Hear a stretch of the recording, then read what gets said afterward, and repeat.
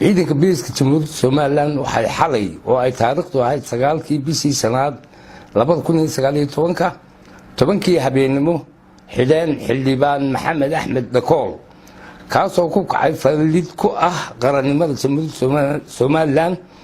kana hor yimid tiritaanka qaranka jamhuuriyadda Soomaaliland waxaanu qabashadiisa loo cuskaday qodobada dastuuriga ee kala ah 49 isagoo ku kacay falal kala qaybin bulshada reer Soomaaliland iyo kicinba ah isagoo ka horiyay mabaadi'dii qaran ee ummadda reer Soomaaliland iyagoo isku dhan ay wadajir ku go'aansadeen shirweynihii goonistaagga qaranka ee jamhuuriyadda Soomaaliland magaalada Burco oo isagana ka horiyay kuna sheegay maalin madow oo cid gaar ah leedahay taasoo kor imanaysa qodobka koobaad ee dastuurka jamhuuriyadda Soomaaliland ku jira falgaranso isagoo lagu hayo hadaladiisii oo dhammaan ku faafiyay baraha bulshada iyo meediyaha anagoo fulayna amarkii taliya ciidanka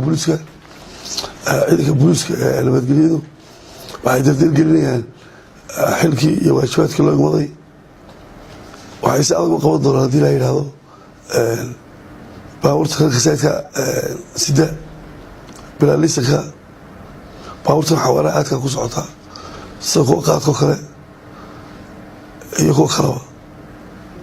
bilaalisanka ninka aan wadan buugga ama bilaalisan yahay iyagana waa la qabanaya sababtoo ah dabada ogtii baryahan dambe shirarkii aad iyo aad bay nagu bateen shirarkaasna waxa ugu wacan asbaabaha aan loo soo sheegnay iyadoo taa laga duulayo ayuu taliya ciidanku mar koowaad iyo mar labaadba wuxuu soo saaray awaamiirtan in si adag looga shaqeeyo gaadiidka insha allah bismillahi kariim baryahanna waan wadnay waana wax sii socon doonaa ilaa gobolada haddii la ka dhigo gaari doonaa qof kasta Soomaaliland waxaa laga rabaa inaad buuggiis leeto liiskaaga isteeto oo sharciga wuxuu ku ogol yahay dee aad samayso haddii kale waa lagu qabanaya waxaa lagu horgeyn doonaa maxkamadda awood doona